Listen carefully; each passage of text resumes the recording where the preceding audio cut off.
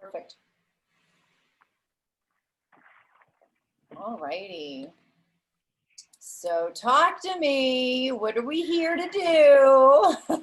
Okay, so yesterday there were some new clients, but I didn't touch them because probably today we will give them a call. And I have a lot of past clients who started to do some searches. They did a search like once or twice, and then they disappear from online. I tried to give them a call and nothing. So, well, I still continue calling them, but people don't reply, or I have some people that I was able to reach out, but it's so difficult to how to say. I connect to them, but I think that the most important feature is to get appointment. I miss it. Mm-hmm. Totally understand. So we're going to go into, have you seen me dial before? Have you watched any of my previous webinars? I did almost everything. So you're not a stranger to what I'm about ready to say. No, and yes, I'm trying to improvise and do the same feature, do the same things that you do. Like you need to qualify them. Okay, do you need to move? Like what is the purpose? Why? When? Sometimes they don't want to talk. Like, oh, like I'm driving right now, I cannot talk. And it always forces us to come back to remember why we're doing this in the first place. Because this journey can be really frustrating because we get into real estate thinking our friends and our family, they're all going to support us, and they don't. And it really affects our self-confidence. And to call people that we have no idea where they are in the process, we have no idea why they're online looking, and we're really going blind through the jungle, and take the past experience that we have of any bad story that's happened and magnify that by 10 whenever we go to call a lead. Because when we sit down, and I don't know about you, but I can wake up in the morning and go, I'm going to conquer my day. I'm going to do this, I'm going to do this, and I'm going to do this. Then you get up and you have your coffee and you sit down and look at Facebook and you look at your email and you're like, I have 10 reasons why I'm not going to do this. I can't do this because, well, if I call this person, they didn't even give me their name. It's just L-I. Oh gosh, they came in at like 2 in the morning and it's 8. They're probably not even awake. So we go through this thought process in our head of trying to talk ourselves out of doing it because we don't believe that they want to talk to us. So if we go back to the original intention of, how much am I paying for leads? Why am I paying for leads? Oh, because I have a real estate business and I'm open for business, right? Yeah. We have to really consciously tap back into remembering you have a voice and you have a gift to offer these people. And we can't think that we're bothering them. We have to remember that we're helping them. So through that process, when we have that negative monkey talk going through our mind, we have to be able to stop ourselves and say, I have to save these people from a really bad experience because my competition is not great. And I am sure you can look at the agents. How long have you been in real estate?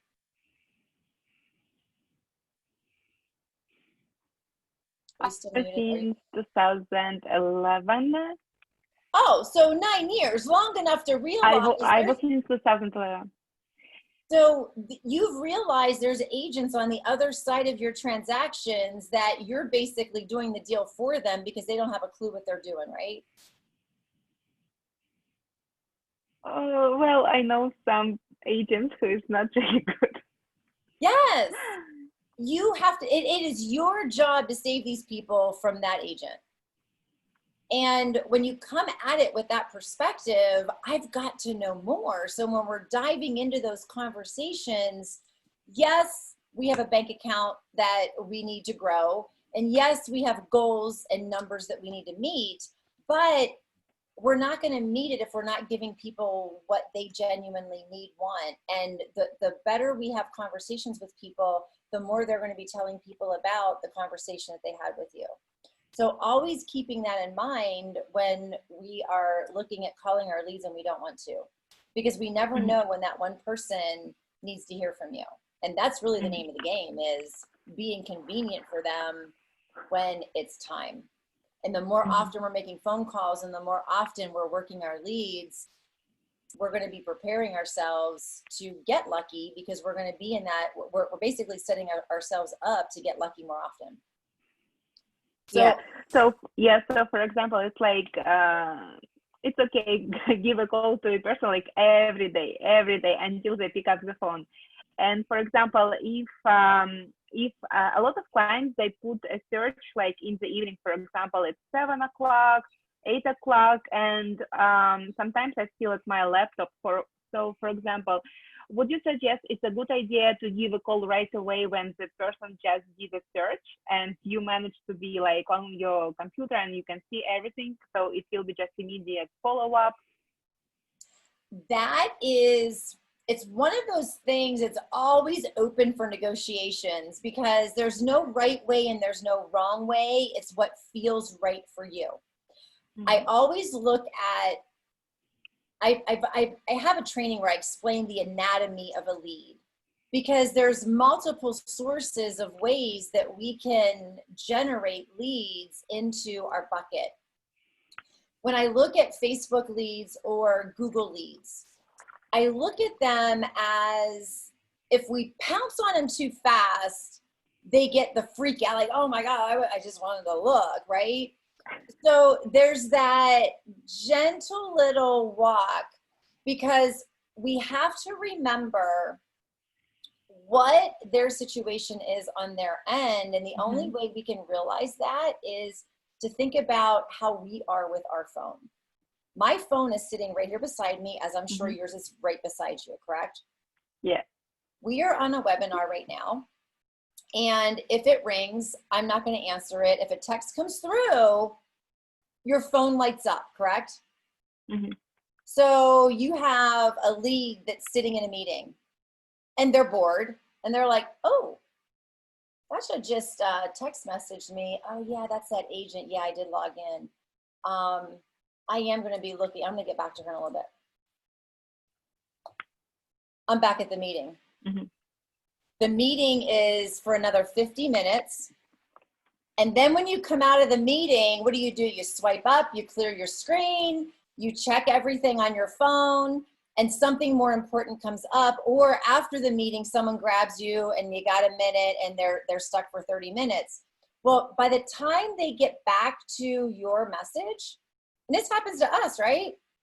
You mentally responded because you saw it whenever it flashed up on your phone. So when you play ping pong, whether that ball comes to you or whether that ball stops, your brain goes, I got to return the serve. So your brain said, I returned the serve. I responded. And you forget. So we have to remember our leads are the exact same way. There's people that are sitting in my phone, like my daughter, like my fiance. And he was at AT&T. He's taking back our old tablet and he needed my ID. My phone was out in the kitchen and like 20 minutes went by and it responded to his text. And he needed my Apple ID. So 20 minutes later, he's calling me because I didn't respond to him.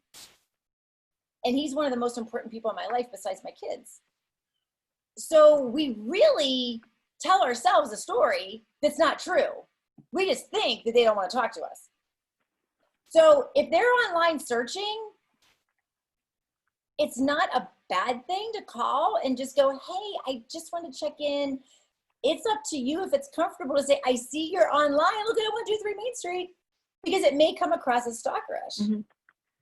But if they're like, oh my God, this was perfect timing, we can't be upset if we piss somebody off, but we might get lucky because if you're online searching for something, and if you're like me, you're online searching and you can't find the answer, and you're Googling and you're Googling and you're like, there's got to be somebody that knows what phone setting I need for my camera so that I can AirDrop on my computer. This is what I Googled. I searched and I searched and I searched. I swear to God, nobody knows what is the perfect phone setting to upload a 10-minute video or a 15-minute video in AirDrop. If someone would have called me and said, Bev, I see you're Google searching, set your phone to this, I'd be like, yes, oh my God. We never know when we're going to hit people. Okay. It just sometimes I think, for example, when I open the profile and I see, okay, this person today, they received a text message from me and they received a letter from me and they have never opened their email from me.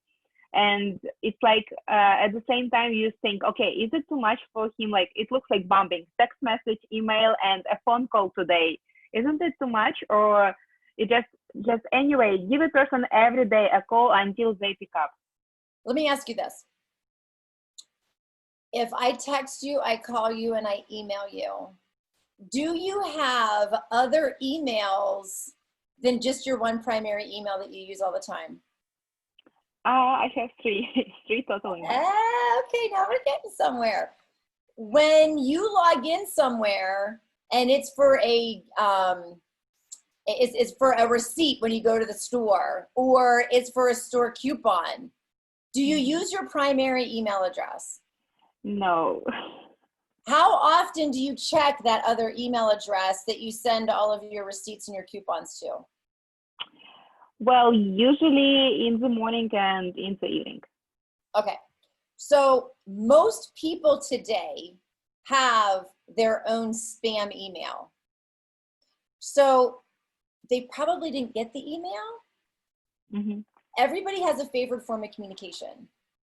And sometimes, unless I'm the only one, my daughter sent me a text yesterday, a half hour before she called me. She said, hey, I'm going to call you in a half hour. Is that okay? And I never responded to her because I never got my phone never dinged.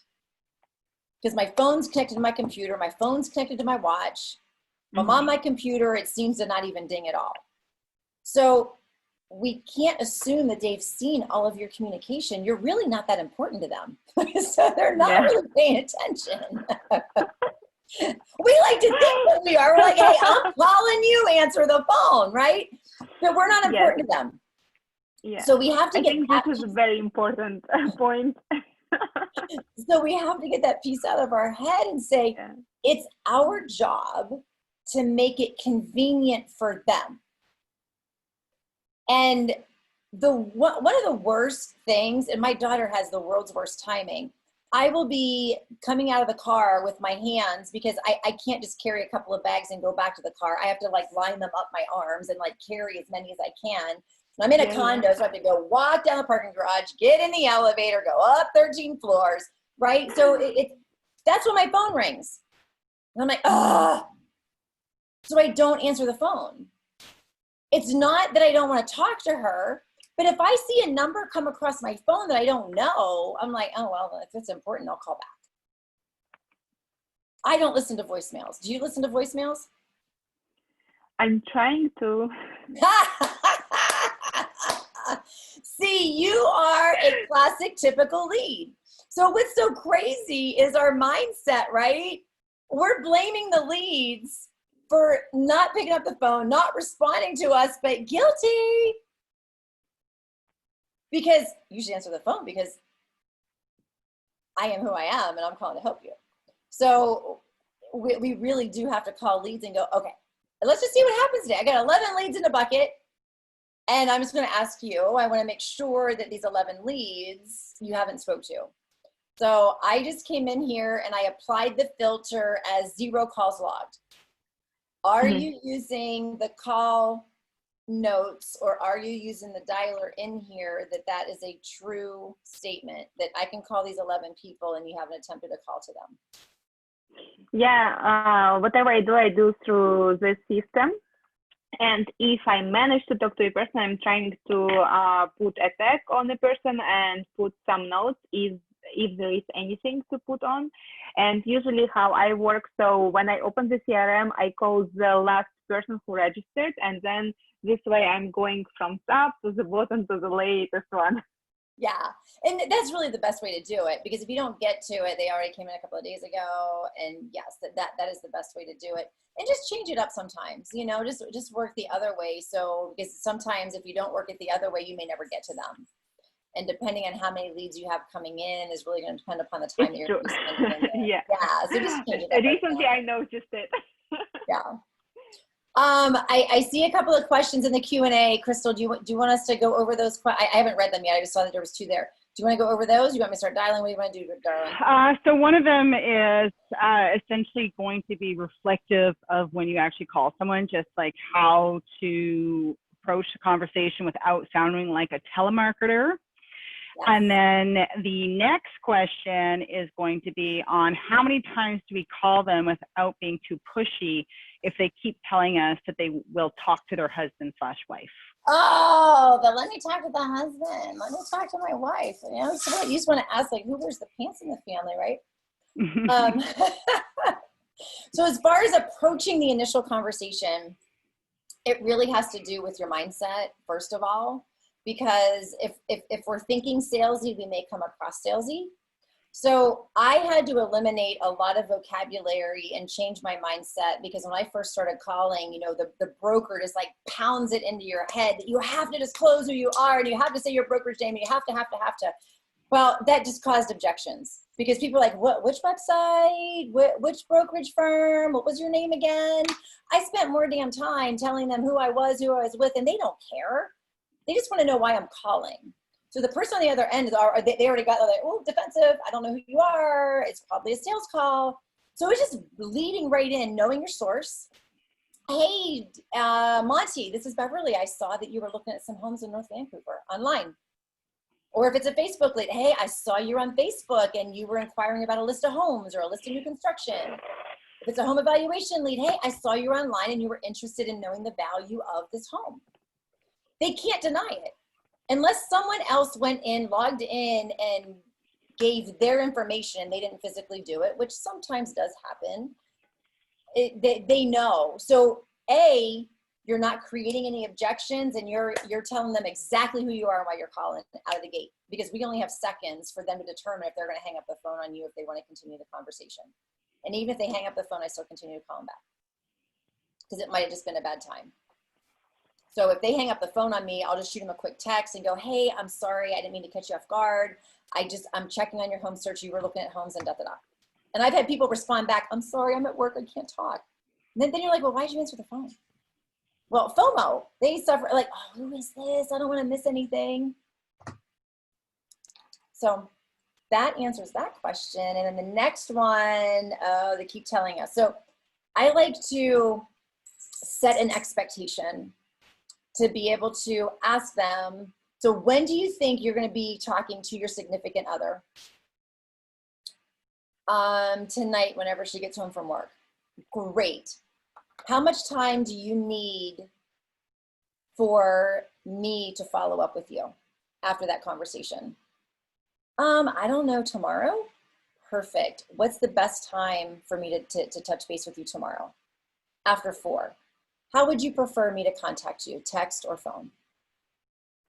And that way you're kind of creating expectation. You're letting them have a little bit of control of the conversation.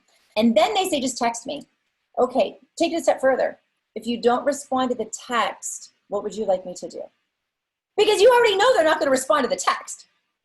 So just call a spade a spade. Just say, hey, if you're not going to respond to the text, what do you want me to do? Then we're not sitting there going, oh God, what do I do? Because we'll spend a half hour on that bullshit. We'll be sitting there going, oh my God, they didn't respond to my text. I'm going to go pull their lead up. I'm going to see if they looked at any properties. We're going to go through this whole process and waste energy on, but just ask them.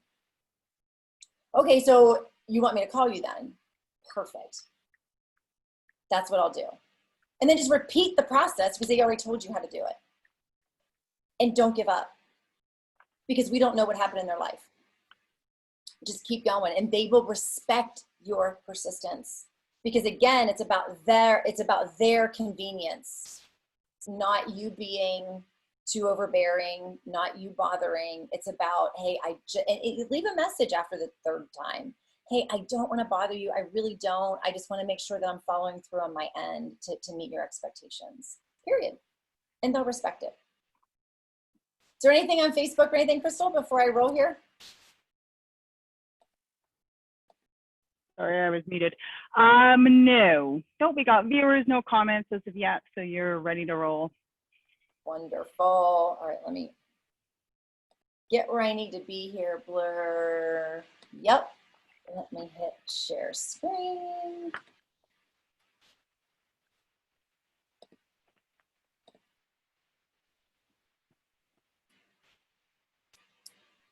All right, let me open up this lead. No, I want to go for it. Moving a little slow today. My website thinks it's Monday.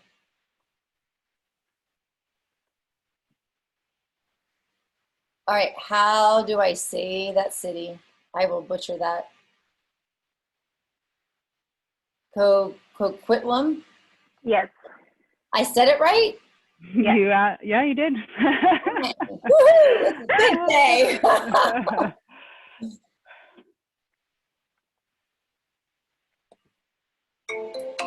So what I would do with this one, since it's an LI, I would pay attention to the email address and see if there's a name spelled out in the email address to be able to identify it. Letting this call go to a voicemail and see if the name's on the voicemail. Could even be Lee. It could be too, yeah. Yeah.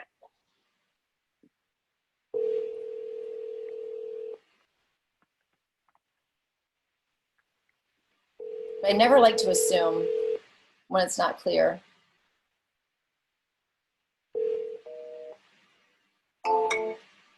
That was interesting.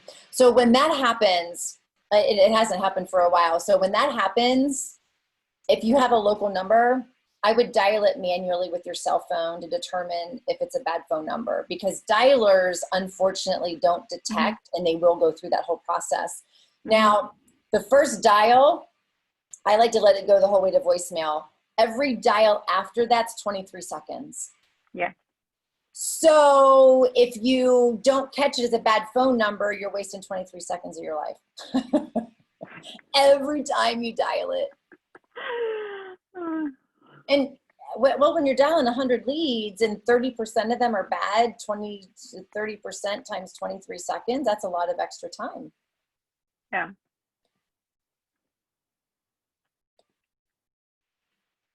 Oh, West Vancouver, I can say that one. What is your average price point? Well, it depends. Even the West and East Vancouver, they're so different, and West Vancouver is very expensive. Okay. So, because I'm looking at these prices here, is this within reason? Is this within your, would you work these? For example, apartment, condo, like 500, you can get something. Below, not really. Yep. And this is more looking like a rental right here. Yeah. Yeah. So these are fun because I like their stories.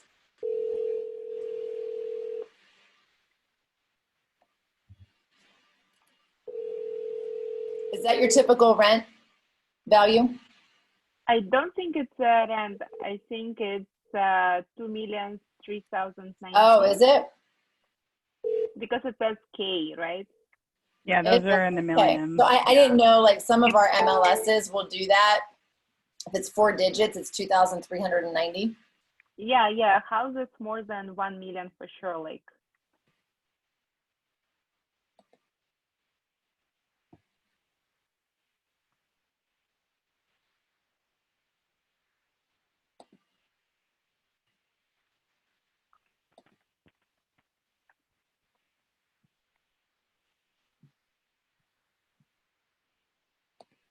My wonderful lag time.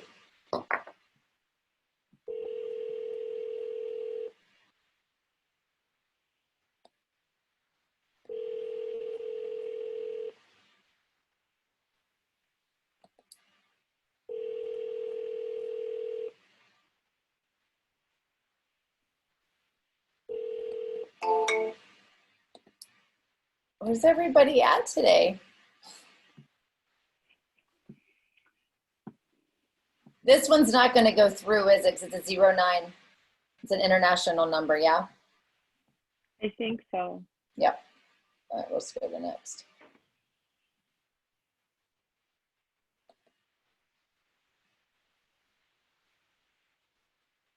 There's no phone on that one.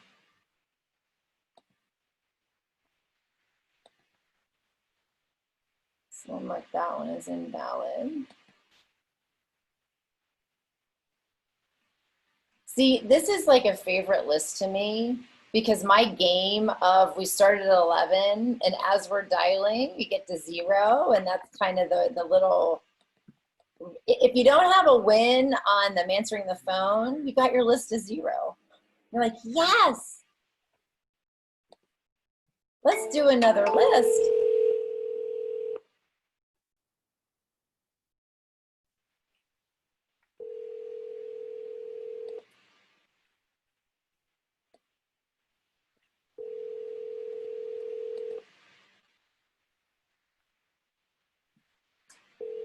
Come on, Carol. Everybody's out and about today. Well, it's just before lunch hour, which is interesting. It's 11:30 in BC, right? So Yeah.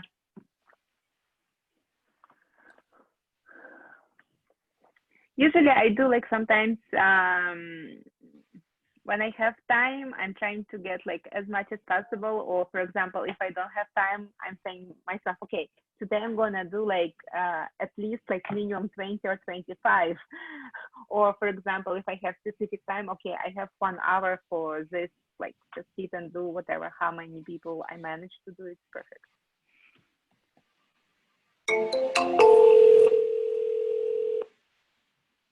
And we do increase our chances when we start changing those time frames that we're calling.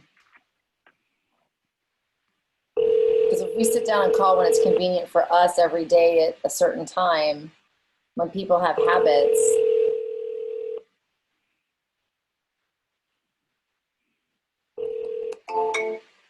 So what's going on with schools there? Are kids in school or are they home virtually learning right now? Well, our school starts from September 10th, but there are 2 options. You can go to school or you can stay, like, for example, half of the week at home and half of the week online. And there is a third option, you can go online school, but it means that you need to leave your school board. And right now, a lot of online schools, like, you're on a waiting list. Hmm. So this could be why, if school's starting on the 10th, we do have ebbs and flows of people answering the phone that then when school gets back in session, it's different this year. So it may be a little bit different of people answering the phone because yes, people are home, but now they kind of have a new frustration because they not only have to be mom and dad, but they have to be teacher too. Yeah.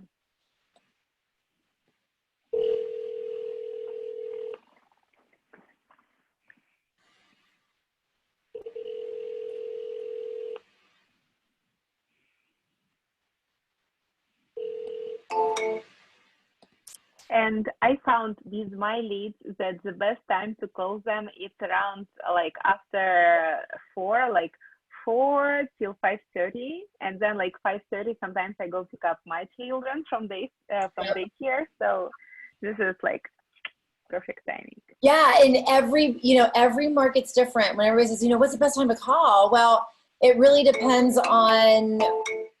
That's probably a bad number.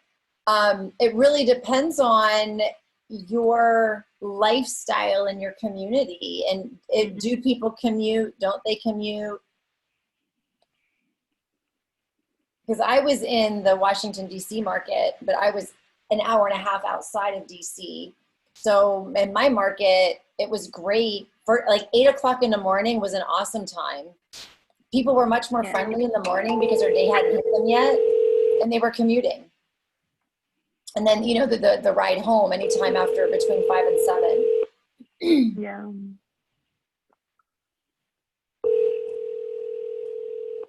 But it was hard for me to acclimate to calling leads at 8 in the morning because I felt like I was bothering people at 8 in the morning. Yeah.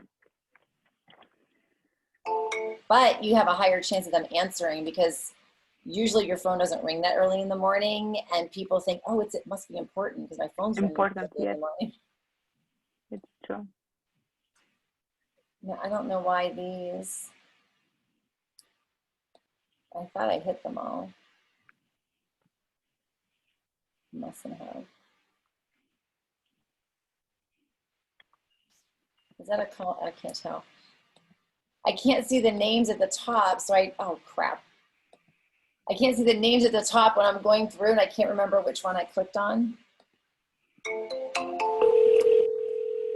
we still had 3 left, and I was at the end.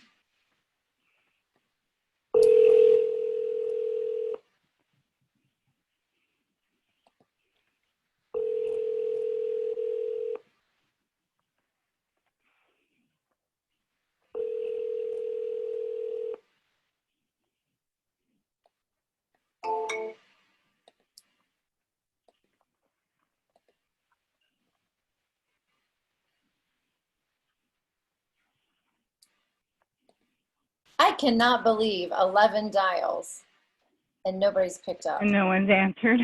Yeah. It's normal. That's probably a bad number.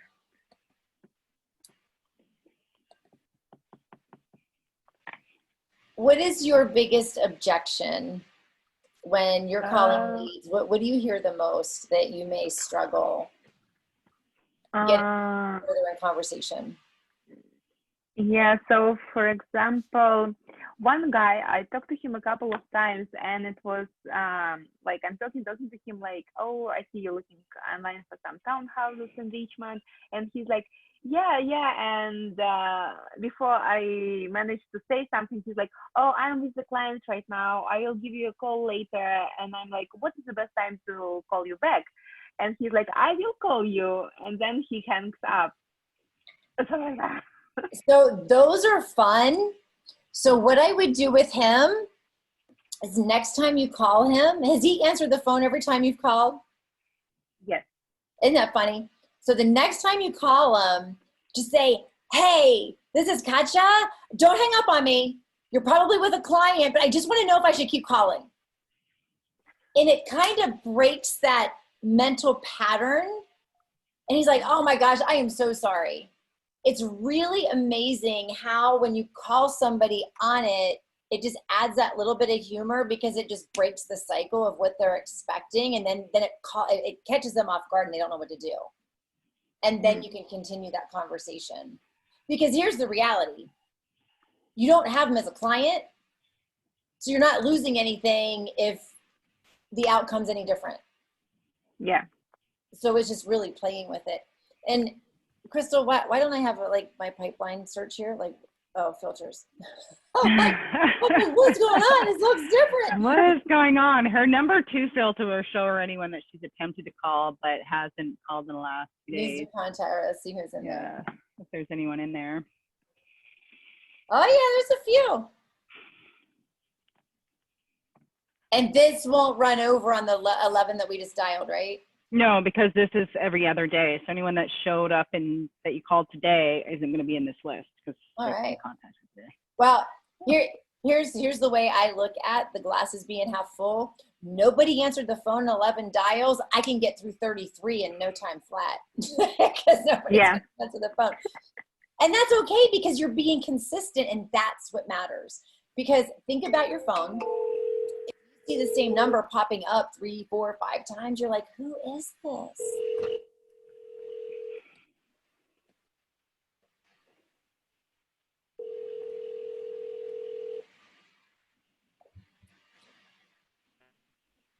And I would love to know, we have like 20 people on here. I would love to know, am I the only person that doesn't get notifications sometimes on your phone? Now, I do have a phone case that is my wallet. So when it closes, sometimes it moves my little volume button. But it's really frustrating whenever my phone doesn't give me my notifications because I just feel like I miss so much.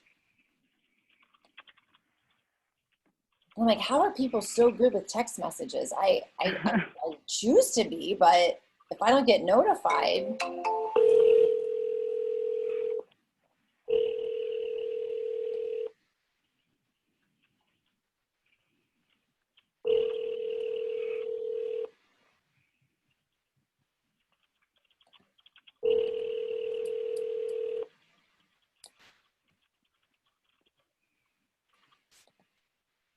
You have reached. Oh, that's a good number. Oh, I see a question in the chat. Daria, somebody has sent me a message asking to stop sending listings because they want to wait and see what is going to happen to the market. Should I stop the listing emails from going out? Thank you. Ooh, How are they supposed to see what's happening in the market if they're not receiving any listings? yeah, and that's where I'm like, ooh, I don't, like, just hit unsubscribe, right? I don't like to unsubscribe people or stop it because they do have the ability to stop it on their own. And that's just a polite way of saying I'm not ready, but they don't know what else to say. If you have not spoke to them yet, I would still attempt to keep calling them to find out what their situation is, because ultimately the most important objective that we are trying to gain with every single lead is where are they in the process. So all you know right now is they want to see what's going to happen with the market. Well, why? And to Crystal's point, well, how do you know what's going to happen with the market if you're not watching what's happening in the market? Because that's the best way based on, here's what to watch for. As you're receiving the updates of what's coming on the market, a couple of things could potentially happen. And just so you understand, we could see listings aren't coming up and you're not getting many emails because nobody's putting their homes on the market, which that means it's then going to be a seller's market and prices are going to start going up. If you see an overabundance of listings coming across the desk, or maybe even watch for price drops, that's going to tell a story about what's happening with the market. And if you're looking to make a purchase and you see a lot of listings coming by, we're moving into a buyer's market. So the more buyers have to pick from, the less leverage sellers have. So that puts you in a better position. So I really don't want to turn your listings off because I want you to be paying attention to what's happening, because you can really tell a lot just by what's being sent to you. So I still like to talk to them. If it's somebody that you've had a conversation with, it really all depends on how that conversation went. I would just set a follow-up reminder if you feel they would be potential down the road that you would be at the settlement table with them. But yeah, if someone says unsubscribe, please, I'm like, no, you got the button right there. Every email has an unsubscribe. And it's really kind of crazy how people still do come back in when they ask. You can reduce the amount of listings they're getting too, right? So once a week and once every other week. Yes. So they're not getting all those emails when they're not ready to pursue yet, but they're still able to stay on top of the market, and it'll limit their desire to go back online and register somewhere else. Well, and we also have to remember too that they probably don't have their search set up properly, just like that one that we were looking at that may have been that, what, $23 million home, but yet they're also looking at 500,000. So if that search is that jacked up and they're all over the map, of course they're going to unsubscribe because they're all over the place. But my general rule of thumb is I am not spending time with you if I haven't had the conversation. You get what you get. If you email me back or you text me back or I have a conversation with you, I will take time to set you up on a search. But I have a bunch of leads in here that I have potential of having conversations with. You're not worth my time until I have a conversation with you. So I don't touch anybody's lead search until I've had the conversation. And I still do, if they've unsubscribed from everything and I have a good number, I still call them. I don't let the unsubscribing bother me because I still want to find out where they are in the process. Because these people literally, even though we're in 2020, they think you're sitting behind the computer manually sending these. They don't think that they're automated. Because you've probably had people go, I don't want to waste your time with you sending me properties. Hello? Hello? Hi, Vaughn.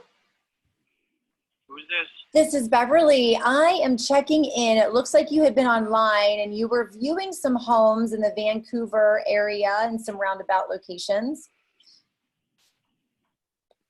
Yeah. What is your situation? Are you thinking about a move or feeling out the market? What's happening? Oh, just browsing to see and just checking, but not too serious. Okay. So as far as future, what would be the reason for the move if you were to make a move? Well, no, I'm just doing the searching, and then if anything, I just do the investment interest. That's all. Okay, so you're looking for investment properties? Yeah. And are you looking to rent or are you looking to flip?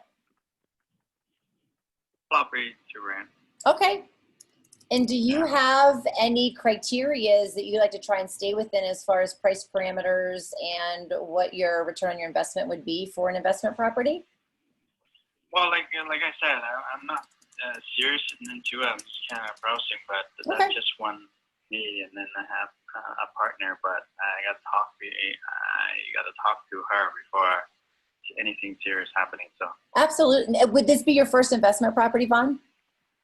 yeah. Wonderful. Well, I guess Okay, well, I went into your site there. If anything I see it, I will contact you later. Perfecto. You have a wonderful day. Okay, bye. Bye-bye. Okay. Why did I ask him if this was his first investment property? To see if he has been working with anybody before. More so on the education piece, because most brand new investors, they're not educated enough to understand what it really means to buy an investment property.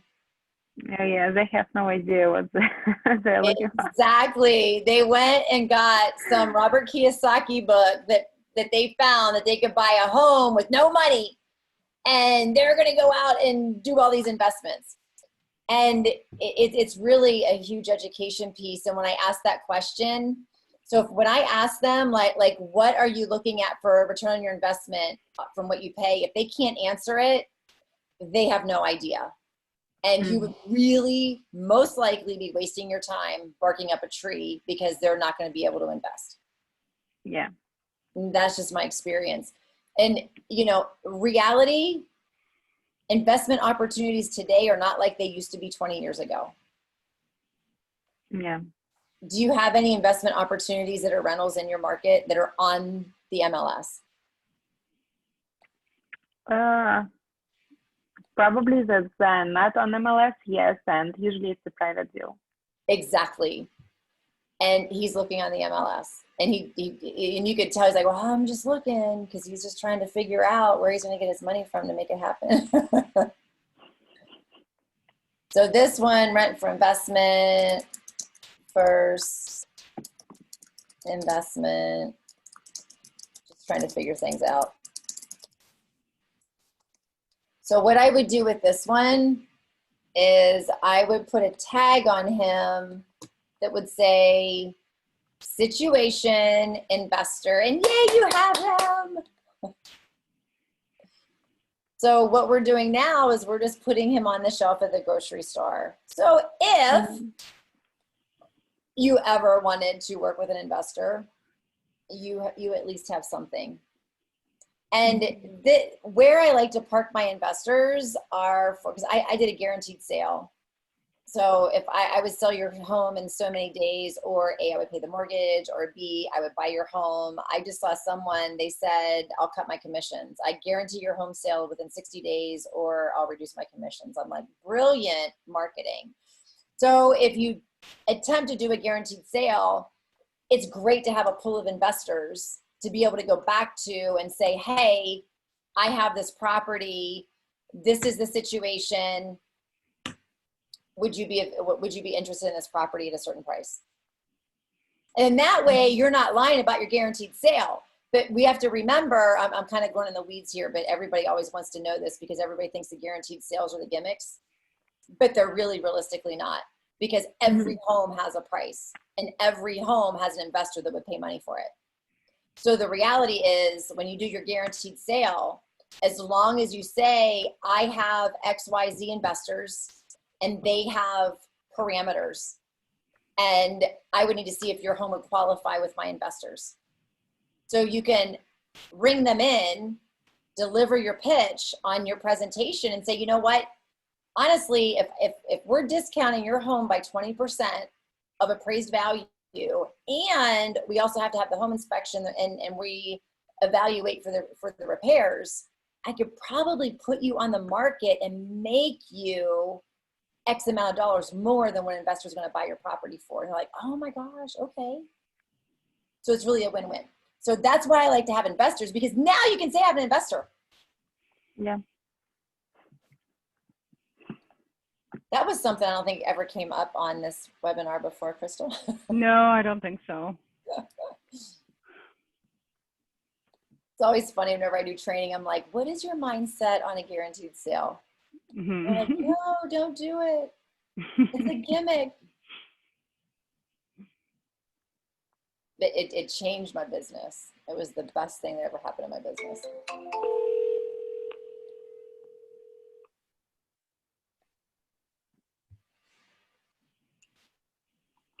Hello. Hello, this is Beverly. I am doing a quick check-in. It looks like you had been online and you were looking at some townhomes in the Vancouver area. Sorry, who? It's Beverly, and you were online looking at some homes, it looks like in the Vancouver area, some townhomes.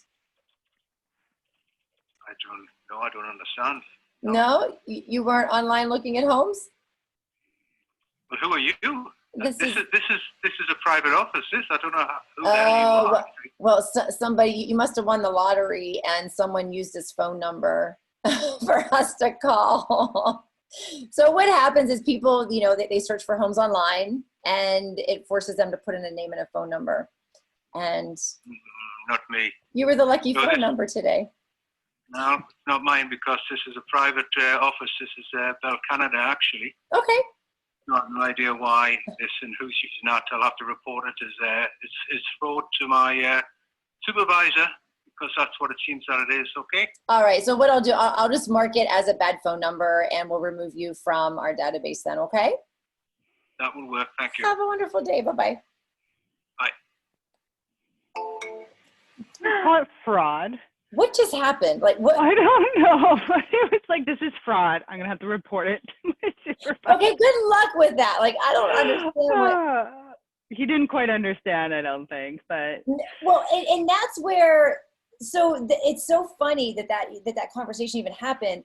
We give our leads way too much credit for what they're thinking on the other side of the phone. They know nothing. And, you know, I called a lead yesterday. I think he was like 19 days registered.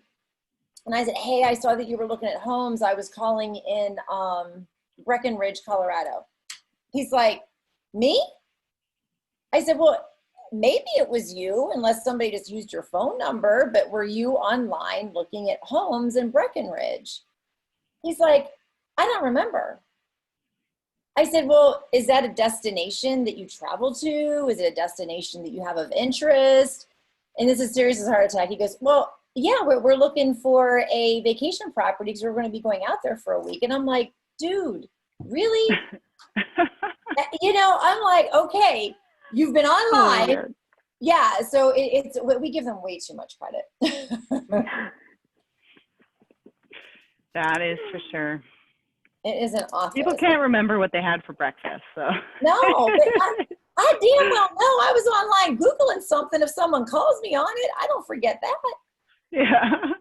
Oops, oh, you already told him. Whoops. I don't even know how that happened. Oh, well. He seemed to just be like a call person. I don't think he was anybody of any importance. No, and really, it's a number. It's not like it's fraud. It's not like anything. Like someone used your phone number as a fake Right, phone yeah, number. if I dial the wrong number. Yeah. Sorry, I must have the wrong number. Yeah. This is fraud. Well, I don't know. Bell Canada calls everyone else probably, bad numbers. He was probably in the collection department. Yeah.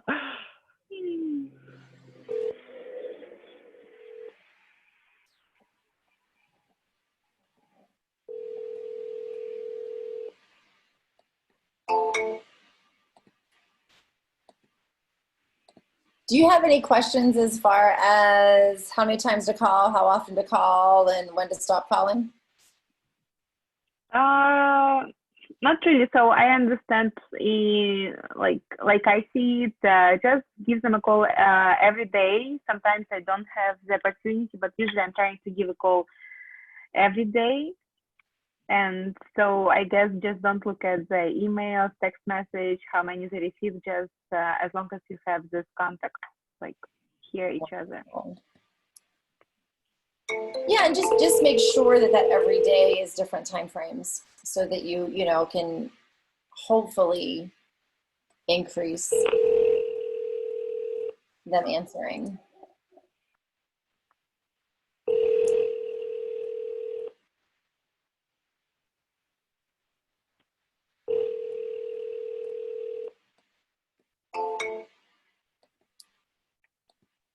We've had 2 conversations.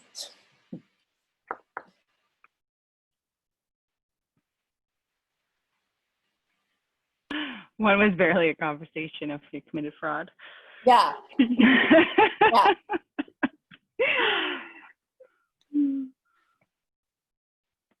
He answered the phone.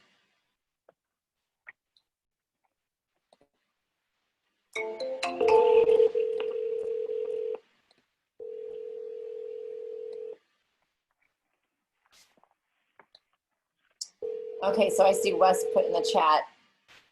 I don't know how long ago he put that in the chat. So Wes, the only reason I don't is because of the defensiveness on the other end. They don't care who you are or what. Like that guy was just he was a one-off. When I say who I'm with, that's when they go into who was that again? Because they're not listening actively because they're just trying to figure out who you are. Mm-hmm. So whenever I call and say, hey, this is Beverly, I saw that you were looking at homes. If they come back and ask, because it doesn't matter what company I'm with, and doesn't matter what website I'm with. And the reason I realize that is I'm not calling my own leads. I'm calling Ketchia's leads, and I have no idea what her company is, right? So when I realized I could get a lot further in conversation without even having the ability to do that, I was lessening my objections because they weren't asking as many questions because they knew they were online.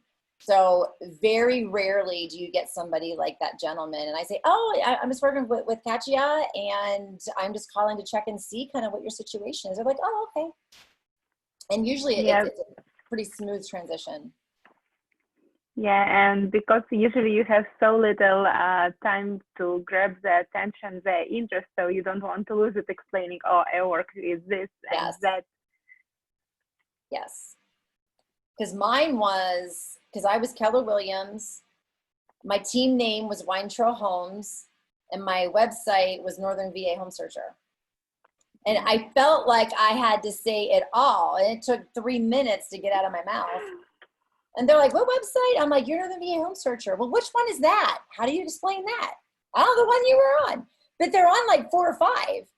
And honestly, I don't care which ones they were on, and I don't care if they don't know mine. What I care about is I know where you are in the process when I have the conversation. I've now confirmed your email, and I can keep an eye on you. Yeah, so you put them your focus is like you're playing in their best interest. Like, okay, I am ready to listen to you. Yes. Well, because you kind of break that defensive wall. Because the more you tell them who you are, the more salesy I think it comes across. Yeah. They're like, oh, you're a realtor. Click.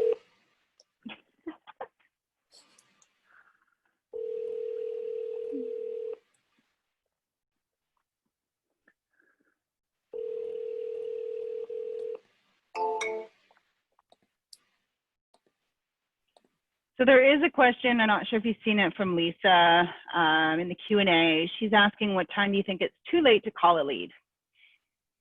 In the United States, we can't call past 8 o'clock in the evening.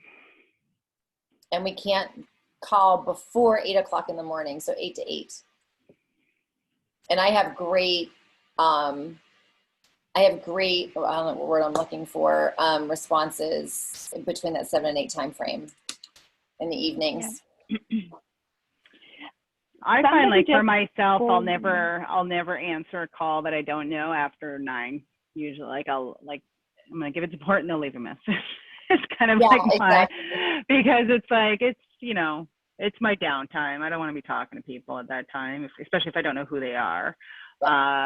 So I imagine it's kind of like yourself. Obviously, you guys are all in business. So it's a little bit different when your phone rings, but you know, aside from that, you know, what would you feel is acceptable for somebody to be calling you and talking to you about this? Do you have like call time frames that are required in Canada? I don't think so. Not that I am aware of. Not that because I get calls sometimes from the East Coast and it's like 7 in the morning or 6:30, and I'm like, you realize I am in the West Coast? It's not 9:30.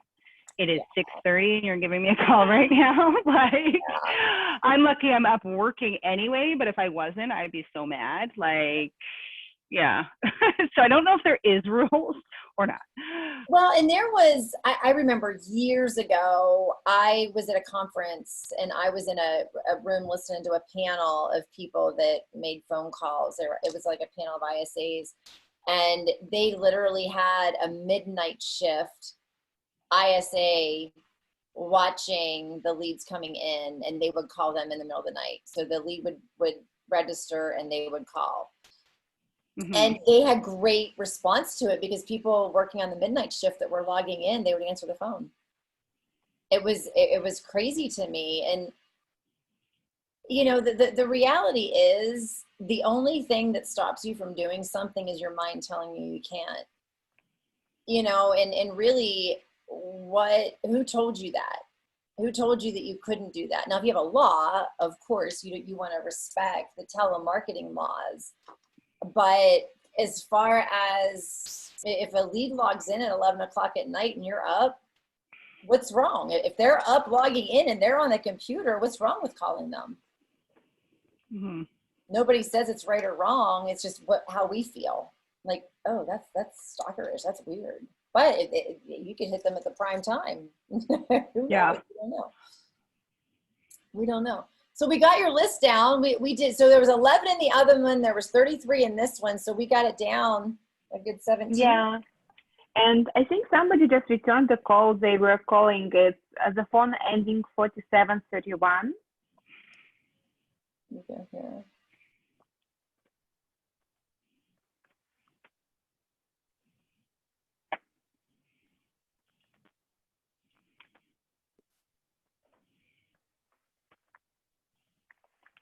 I turn around and I heard like my dog doing something and she's literally drinking out of the toilet. I've never seen her do that before. I'm like, what is this sound? She has water in her bowl. I look at her, she's looking up at me like, what, Mom? All right, what was the number? 604. You probably just need the last 4 digits. Oh, all right, give me the last 4. Yeah. Okay, 4731.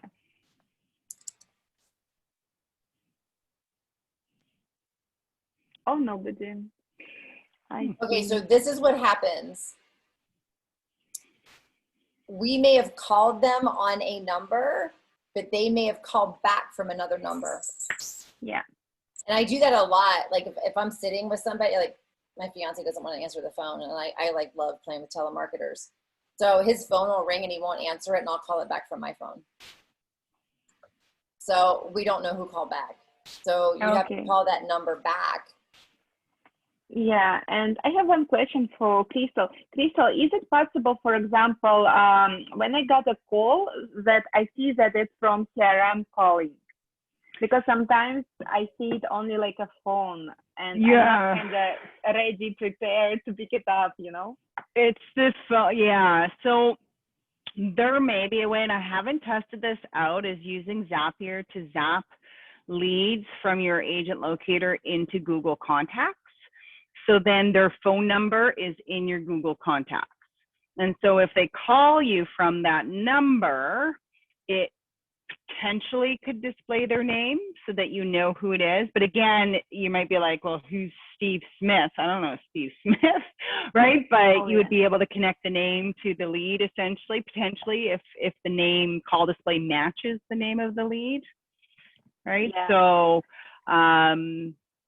yeah, I can send you instructions on how to do that. The only downside I'm going to say right now is we don't have a solution if you update a lead.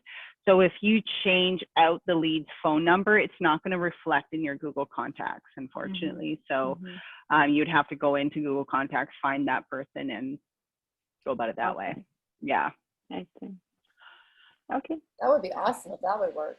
Yeah, well, we're trying. I spent like hours time, like, hey, every time I do this, I'm like, it would either just create a whole new contact in Google Contacts or in Agent Locator. So if we're trying to go both ways, so it's just basically creating a whole new lead. And it's like, well, that's not what we're trying to do here. So they are working on, I believe our team is working on that to make it so that the update of contact, even if it's from Google to Agent Locator, works. It could just be with how our Zapier is programmed out, our app on Zapier.